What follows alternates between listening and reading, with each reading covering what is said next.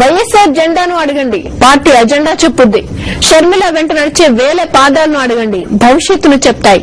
రచ్చబండలో మాట్లాడే మహిళలను అడగండి, తన మనసులో ఎవరున్నారో చెప్తారు. షర్మిల నడిచి వెళ్లే దారులను అడగండి, రాజన్న పాలన గురించి కథలుగా చెప్తాయి. పంటలను చేల గట్లను అడగండి, రాజన్న కుమారుడి కోసం చూస్తున్నామని చెప్తాయి. నింగి నేల నిప్పు నీరే ఈ మరో ప్రజా ప్రస్థానానికి సాక్షులు. ఇక పాలమూరు బాసటగా మరో ప్రజా ప్రస్థానం స్పెషల్ ఎడిషన్ లోకి వెళ్దాం.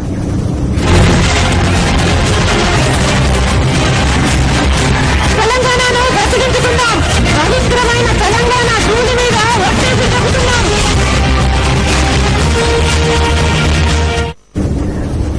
తెలంగాణ సెంటిమెంట్ ను స్వార్థానికి వాడుకుంటోన్న పార్టీలకు బుద్ది చెప్పాలని అన్నారు షర్మిల. విలువలకు విశ్వసనీయతకు పట్టం కట్టాలని పిలుపునిచ్చారు. కేసీఆర్ కు తెలంగాణ సమస్యలపై చిత్తశుద్ది లేదన్నారు. కేసీఆర్ పైనే కాదు చంద్రబాబుపై కూడా మండిపడ్డారు షర్మిల. చంద్రబాబు అవిశ్వాసం ఎందుకు పెట్టడం లేదని ప్రశ్నించారు. రాష్ట ప్రభుత్వాన్ని కాపాడుతోంది చంద్రబాబేనన్నారు. జగనన్నకు బెయిల్ రాకుండా అడ్డుకుంటున్నారని, కానీ ఉదయించే సూర్యుని ఎవరూ ఆపలేరన్నారు Sharmila. Mahabubnagar clock tower center లో మాట్లాడిన షర్మిల కాంగ్రెస్ టీడీపీ కుమ్మక్కు రాజకీయాలపై నిప్పులు చెరిగారు. మహబూబ్ నగర్ కు ఎంపీగా ఉన్న కేసీఆర్ ఏనాడైనా ప్రజల సమస్యలు పట్టించుకున్నారా అని నిలదీశారు షర్మిల. ప్రజల ఓట్లతో గెలిచానని ఆయన అనుకోవడం లేదన్నారు. తన ప్రజలు తనని ఓటేసి గెలిపించిన ప్రజలు బ్రతుకున్నారా, తింటున్నారా, ఎలా ఉన్నారు అని ఏ మాత్రం పట్టించుకోకుండా ఈ రోజుటి వరకు ప్రజల సమస్యల గురించి ఏ రోజైనా స్పందించారో కేసీఆర్ గారు అని అడుగుతున్నాం. ఏ ఒక్క రోజైనా కేసీఆర్ గారు ప్రజల సమస్యల గురించి పోరాటాలు చేశారో అని అడుగుతున్నాం. ఆడవారైతే 2 కిలోమీటర్లు 3 కిలోమీటర్లు పోయి నీళ్లు తెచ్చుకుంటున్నారు ఈ రోజు. కానీ కేసీఆర్ కంటికి మతుకు ఒక్కసారంటే ఒక్కసారి కూడా ఇక్కడున్న ఆడవారి సమస్యలు కనిపించలేదు.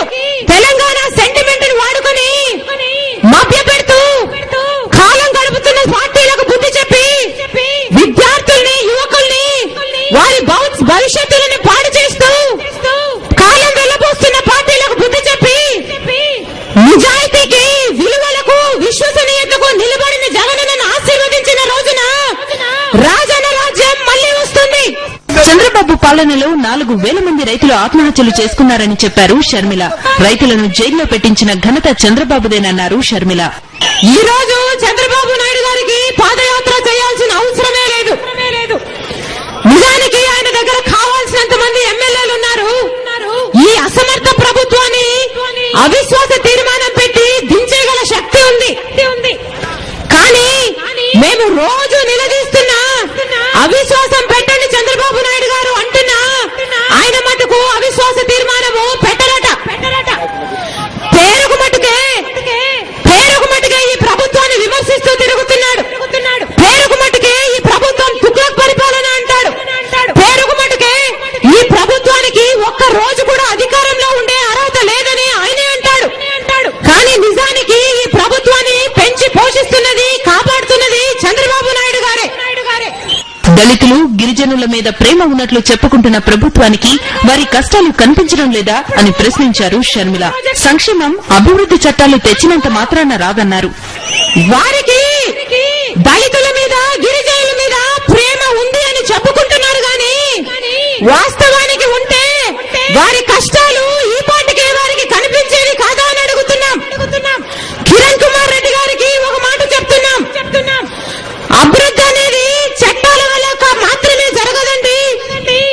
సంక్షేమము అభివృద్ధి అంటే ఎన్నో పథకాలను చిత్తశుద్ధితో ఒకేసారి అమలుపరచగల నాయకత్వం వల్ల మాత్రమే అభివృద్ధి సంక్షేమం సాధ్యమవుతుందని మేము మీకు చెప్పాల్సి రావడం దురదృష్టం. జగనన్న త్వరలోనే బయటకు వస్తారని షర్మిల చెప్పారు. రాజన్న రాజ్యం త్వరలో వస్తుందన్నారు షర్మిల.